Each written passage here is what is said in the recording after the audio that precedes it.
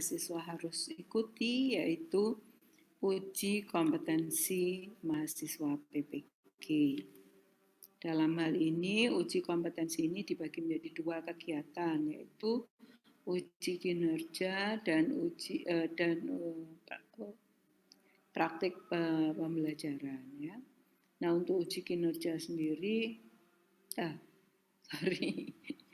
sorry, yaitu uji kinerja tadi ada praktik pembelajaran dibagi dua, portofolio. Maksud saya yang satu lagi adalah uji pengetahuan. Oke, sekarang kita coba lanjutkan.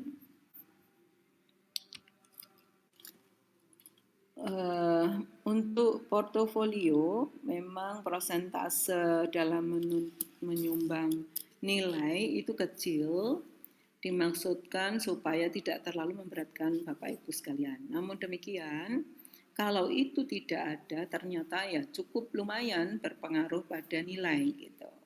Maka sayang kalau kemudian portofolio itu tidak dilengkapi. Sedangkan untuk praktik pembelajaran, saya kira teman-teman sudah paham juga secara umum begitu ya, praktik pembelajaran hanya kurang lebihnya juga seperti waktu PPL kemarin, ya hanya saja ini nanti penilainya khusus, waktunya tersendiri, terjadwal dan seterusnya. Ya.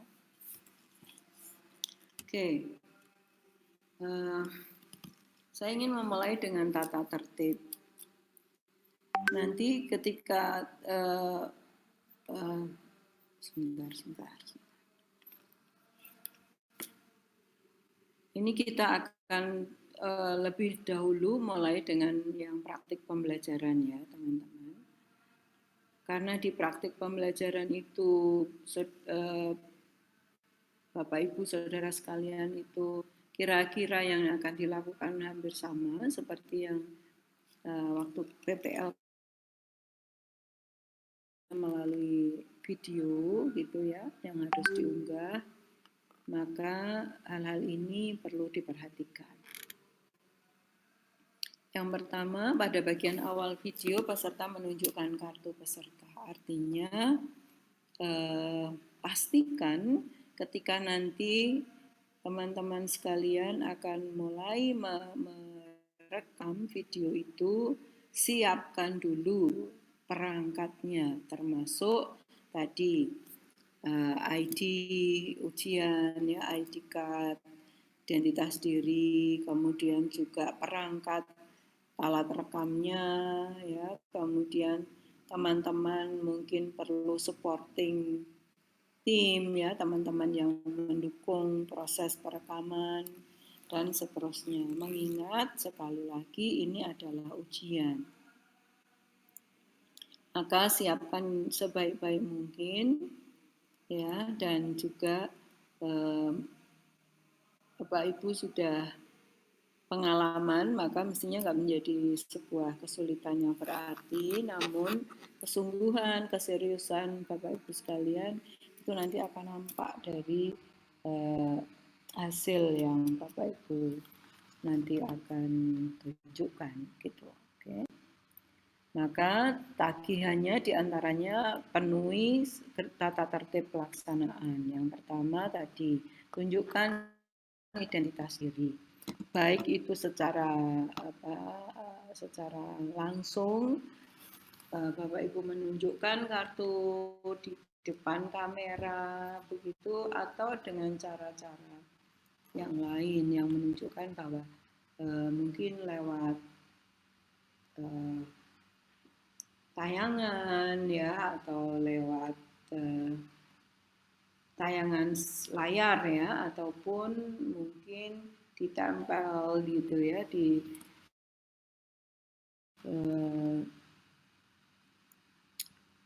satu media tertentu dan itu akan terus nampak, itu juga bisa gitu. Kemudian dalam praktek pembelajaran peserta memakai pakaian yang rapi dan sopan. Selama ini supaya nanti juga memastikan para penguji bahwa yang dinilai itu, karena penguji itu pasti nanti bukan para pendamping Bapak Ibu sekalian ya ketika PPL. eh, pengujinya beda. Gurunya juga baik penguji dari dosen maupun guru kamu. Kemudian kita sepakati untuk menggunakan pakaian putih dan hitam di bawahnya, gitu.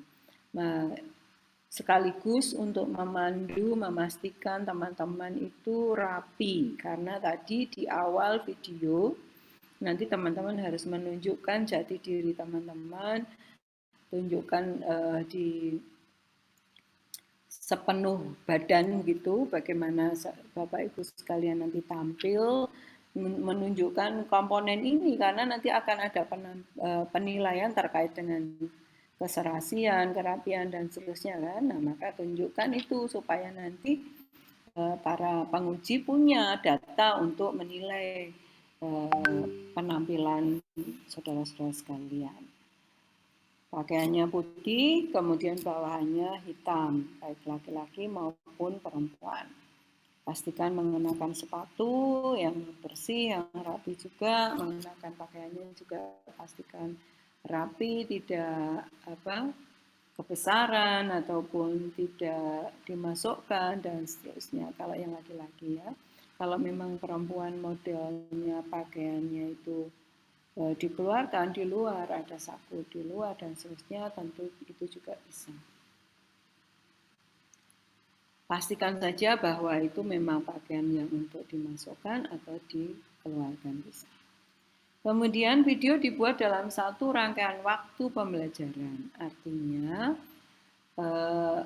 dalam sesuai jadwal kapan Bapak Ibu itu nanti terjadwal mengambil gambar, ya itulah semuanya seluruh Indonesia peserta PPG berproses mengambil gambar video untuk penilaian UKIN.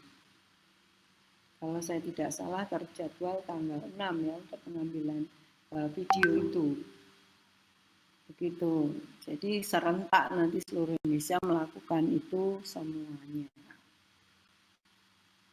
Nah, sekali ambil, sekali tik, begitu. Jadi kalau misalnya 2 kali 35 menit ya untuk yang SD misalnya ya waktu itu dilaksanakan, misalnya dimulai jam 7 ya berarti nanti selesai jam 7-10 menit seperti itu. Sekali ambil ya, sekali tik, sekali rekaman di waktu itu. Bukan di waktu yang lain, bukan di jadwal di hari yang lain, tapi di jadwal tanggal itu pengambilan video. Serentak. Saudara-saudara sekalian, untuk itu pula nanti di awal video tadi sampaikan, tunjukkan, atau sampaikan secara lisan atau tulis di kertas, misalnya tadi dalam media tertentu tuliskan atau di papan tulis ya. Silakan dituliskan video ini siapa yang melakukan, tadi ya nomor peserta PPG dengan nomor peserta seperti apa dan seterusnya, ujian praktek pembelajaran ini di kelas berapa, tanggal berapa, jam berapa diambilnya. Informasi itu nanti harus muncul di video Bapak Ibu sekalian.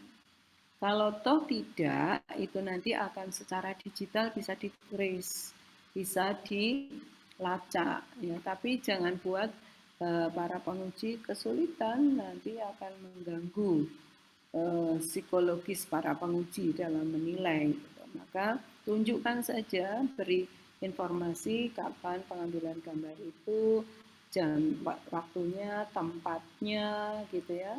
Hari tanggalnya itu diinformasikan di awal video Bapak Ibu sekalian gitu. Nah, pengambilan gambarnya sekali ambil, tidak boleh diambil di waktu yang lain. Oke, kemudian video pembelajaran dibuat setelah ya, saya kira itu sudah jelas ya. Nah, ini nanti seperti tadi yang saya sudah sampaikan, tanggal, bulan, jam itu ditunjukkan, ditampilkan, beritahukan kepada para penguji bahwa saudara-saudara sekalian mengambil gambar itu di tanggal 6 bulan Desember tahun 2021 jam berapa, di kelas mana, identitas saudara itu siapa, boleh juga ditambahkan materinya apa, tujuannya apa, boleh disampaikan. Oke. Ini untuk yang praktik pembelajarannya. Baik, ini untuk penguji itu juga ada syaratnya Bapak Ibu sekalian, para mahasiswa, demikian juga guru kamu. Untuk yang diukri semua sudah terseleksi sesuai dengan ketentuan ini. Oke, selanjutnya prosedurnya. Ya. Ini yang kami sudah lakukan, saudara-saudara sekalian. Saya kira ini tugas kami. Ini juga. Nah, selanjutnya ini yang perlu saudara ketahui. Dilaksanakan dalam konteks real teaching, ya, artinya ya pembelajaran yang sesungguhnya di kelas-kelas yang Bapak Ibu kelola nantinya, gitu ya, bukan kelas dengan siswa imajiner, bukan dengan siswa teman sebaya, bukan, ya, tapi yang kelas-kelas real mestinya idealnya ya yang terjadwal sesuai jadwal kondisi yang sebenarnya. Tapi karena tidak memungkinkan ya pokoknya yang terjadwal saat itu kemudian diatur digunakan untuk UKIN Bapak Ibu gitu ya. Pelaksanaan mungkin dikoordinasikan ya, saya kira ini nanti tugas kami. Perangkat pembelajaran yang digunakan dalam mungkin dapat berasal dari hasil lokakarya, tapi dengan catatan itu bukan semata-mata yang dihasilkan di lokakarya tanpa ada revisi. Ketika lokakarya itu Bapak Ibu sudah menghasilkan perangkat dan kemudian dipraktikkan dalam peer teaching, tentu di situ juga ada balikan ya, feedback dari guru maupun juga dari dosen serta dari teman sejawat saudara-saudara sekalian. Nah, gunakan feedback itu untuk memperbaiki perangkat saudara yang kemudian bisa saudara gunakan untuk ujian. Karena itu akan lebih baik ya, sudah pernah dipraktekkan, sudah ada masukan, sudah ada balikan, nah maka tentu akan menjadi lebih baik ketika digunakan untuk UKIN. Ketika juga perbaikan-perbaikan itu dilakukan. Oke, kemudian tentu boleh juga membuat khusus ya, membuat baru khusus perangkat pembelajaran untuk UKIN. Oke, rambu-rambu penilaian mungkin dikembangkan oleh panitia nasional, lembar penilaian dikembangkan juga oleh panitia, peserta melaksanakan UKIN sesuai jadwal, ini tadi ya, saya garis bawahi, sesuai jadwal yang telah ditetapkan. Karena ini dilakukan secara serentak, secara nasional, gitu. Peserta harus membuat video dan menyiapkan tautannya. Nah, ini yang penting juga ya. Tautannya nanti dibuat secara teknis, nanti penjelasan lebih jelas oleh Mas Yoyo terkait itu. Oke, kemudian ini tugas para peserta ya. Nanti terkait dengan uji kinerja praktik pembelajaran yang saudara-saudara harus lakukan, pertama mengunggah RPP ke dalam sistem UKM-PPG, sistem UKIN. Ya. Nanti Mas Yoyo akan jelaskan bagaimana mengaksesnya dan seterusnya. Selanjutnya, peserta mempraktikkan pembelajaran, baik itu daring ataupun luring, ya, dalam durasi 2 JP, ya, untuk PAUD dan BK menyesuaikan. Kemudian ini tadi sekali lagi digarisbawahi sesuai jadwal yang sudah ditentukan. Selanjutnya peserta merekam praktik pembelajaran dan mengeditnya menjadi file berdurasi 30 minimal, ya, 30 menit minimal sampai 40 menit. Kalau 2 JP itu tadi 1 jam 10 menit ya kalau di SD tadi katakanlah, maka dari 1 jam 10 menit yang direkam tadi diedit menjadi minimal 30 menit, maksimal 40 menit. Jadi di antara itu, kurang dari 30 menit itu mengurangi nilai, kalau lebih dari 40 menit pun demikian. Jadi silakan nanti diedit di antara waktu itu. Dan pastikan nanti dalam editan saudara itu ada bagian pendahuluan, inti, dan penutup. Syukur kalau ada beri subtitle gitu ya, judul di dalam video saudara. Oke, kemudian peserta membuat tautan atau link video pembelajaran dan memastikan bahwa tautannya dapat diakses. Ini juga penting ya. Pastikan nanti ada teman ya atau orang lain diminta mencoba mengakses itu supaya nanti dipastikan itu bisa dibuka oleh para penguji. Kalau tidak kan nanti repot. Harus ngunggah lagi misalnya dan sebagainya. Oke. Kemudian peserta mengunggah fakta integritas bermeterai dengan form yang sudah disediakan. Ini untuk menjamin kebenaran data yang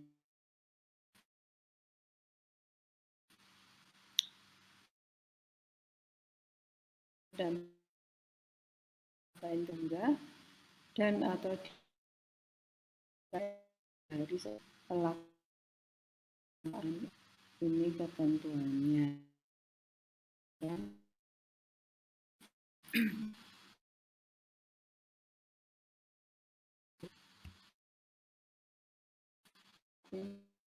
Pengira yang menilai barang maupun produk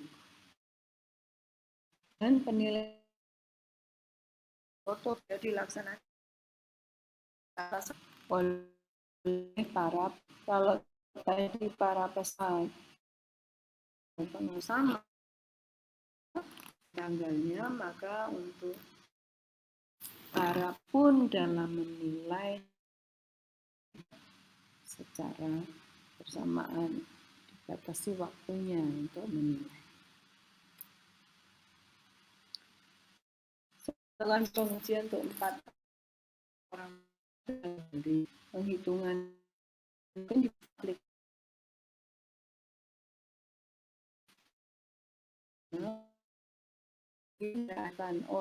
setelah pengujian melalui sistem itu akan muncul nilainya.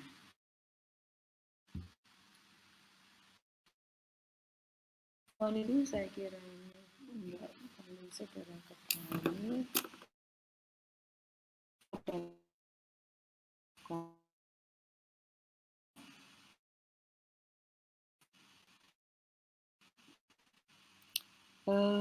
Untuk pendanaan atau pembahasan saya kira kita semua ya diulis. Semoga ikut semuanya dengan fungsinya yang baik pula sehingga tidak ada gangguan ya, dalam proses ini. Ada prosedur untuk pengajuan boleh ketika itu hal-hal yang memang di luar pengendalian kita.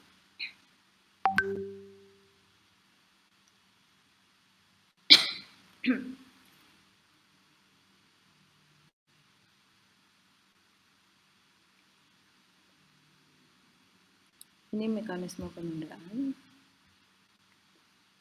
Ini sanksi bila saudara melakukan tindak kecurangan.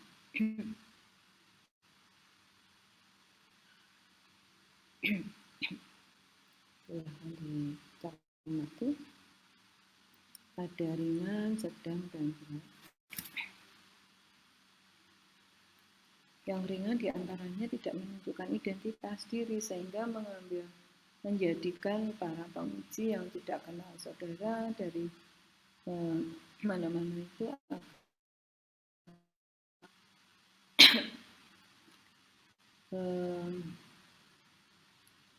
siapa saudara, kapan melakukan PPL, di mana, dan seterusnya. Tata tertib ya, kemudian kalau tata tertib juga terkait pelanggaran tata tertib masuk kategori sedang. Sedangkan melakukan kecurangan, ya, menyontek dan seterusnya itu masuk kategori berat. Okay. Ini sanksinya untuk penguji.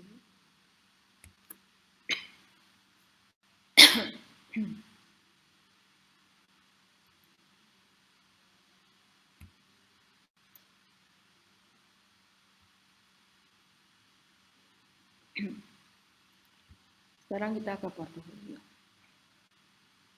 Portofolio itu adalah kumpulan bukti kinerja Bapak Ibu terkait dengan 6 aspek ini. Penelitian dan publikasi, refleksi, pencarian informasi baru, inovasi, prestasi melalui kompetisi, dan pengabdian masyarakat.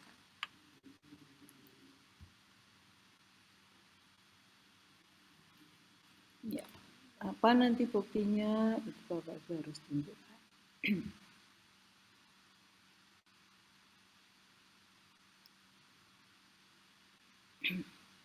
Sekarang ada 4 komponen utama ini mungkin sudah ketahui. Komponen yang pertama melaksanakan penelitian. Bukti kinerjanya apa? Laporan penelitian atau publikasi artikel hasil penelitian. Melakukan refleksi diri, apa bukti kinerjanya? Narasi deskripsi tentang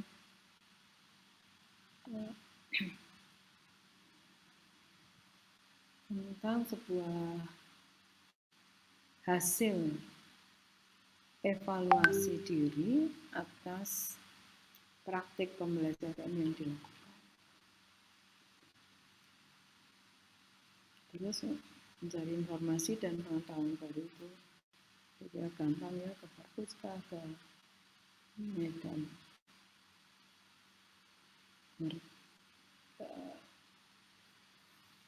Ya, terkait dengan pengelolaan pembelajaran, pengembangan dan seterusnya, pengembangan media dan seterusnya.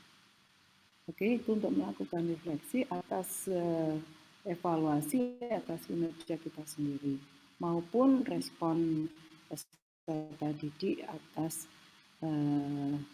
kelas-kelas yang kita tahu. Selanjutnya mencari informasi dan pengetahuan baru, ini saya kira mudah ya, seminar, ikut seminar, workshop, dan lain-lain. Kemudian menghasilkan inovasi, karya inovasi. Ini bisa nanti juga terkait dengan hasil produk dari Bapak Ibu melakukan refleksi diri. Ya, misalnya Bapak Ibu dari evaluasi atas pelaksanaan pembelajaran Bapak Ibu untuk materi tertentu atau tema tertentu gitu untuk SD ya, Bapak Ibu menengarai respon siswa yang kurang memuaskan misalnya. Kemudian Bapak Ibu melakukan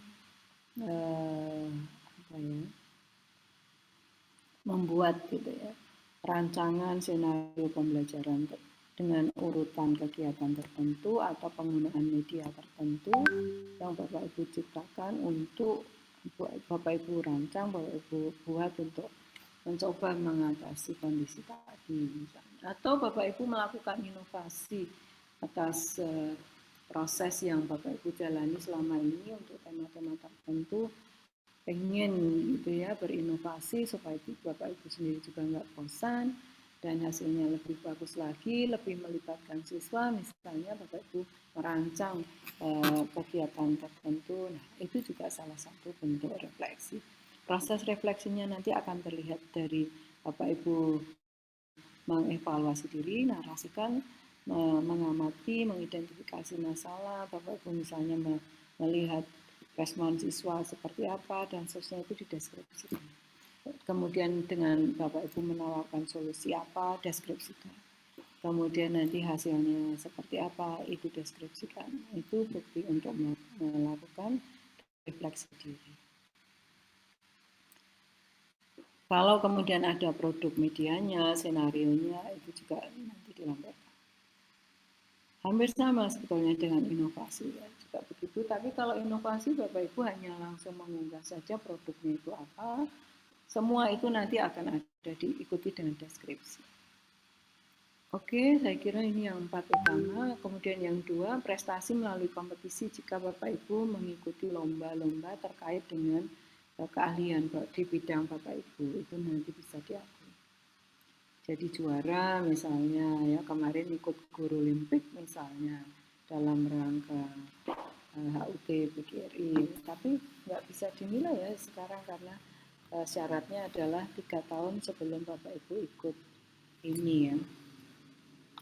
Oke, kemudian melaksanakan pengabdian pada masyarakat, ini saya kira juga banyak variasi.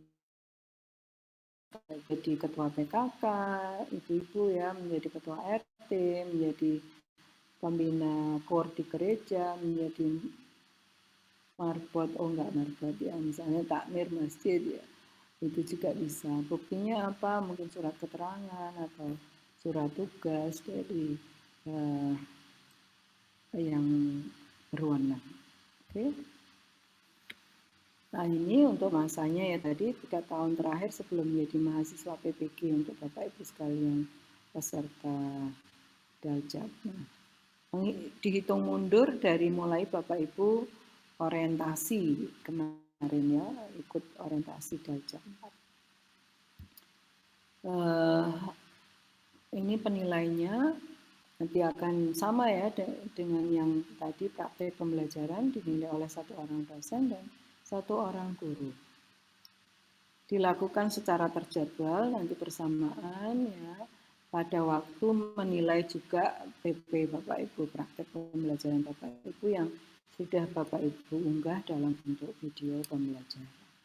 Nanti juga sudah akan ada acuan penilaiannya di laman UKM PPG.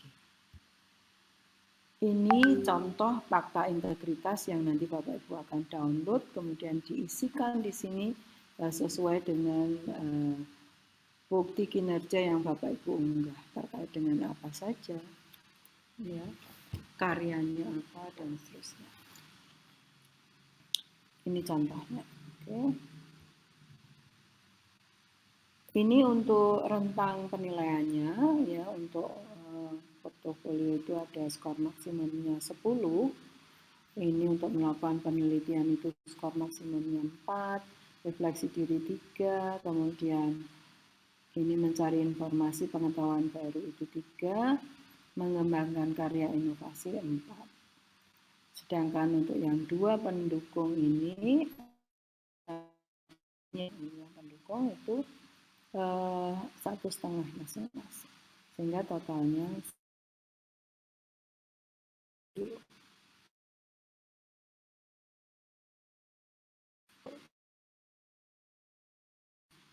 standar 0 sampai 100.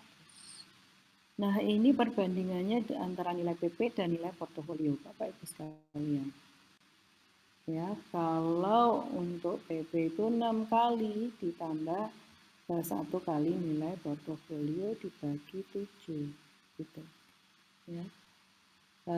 Memang banyak yang PP, tapi portofolio juga ini akan berpengaruh nanti. Ya. Kalau nilai portofolionya bagus juga akan menambah nilai kontribusi, nilai UKIN Bapak Ibu juga menjadi lebih baik. Begitu. Kalau jelek ya sedikit berpengaruh sih, ya. Tapi ada tetap terasa pengaruhnya. Oke, kelulusan. Untuk kelulusan itu, Bapak Ibu Saudara sekalian, kita menggunakan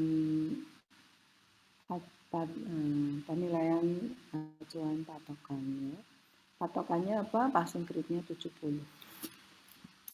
Kalau Bapak Ibu tidak bisa mencapai angka 70, berarti nggak lulus gitu. Ya, baik itu di UKIN maupun di UP.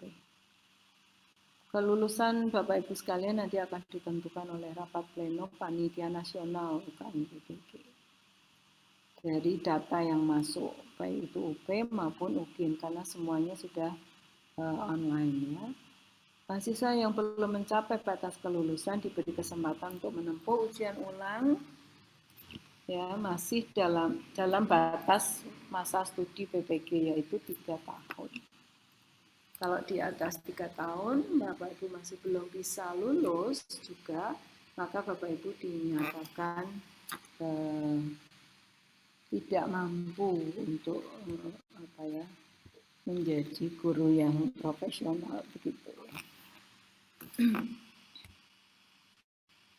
Baik, saya kira itu yang saya bisa sampaikan, Pak Aryo. Mungkin kita bisa buka forum tanya jawab untuk 1-2 orang penanya sebelum nanti ke Mas Yoyo. Gitu, Terima kasih, waktu saya kembalikan ke Pak Aryo. Oke, baik, terima kasih Bu Dr. Listian.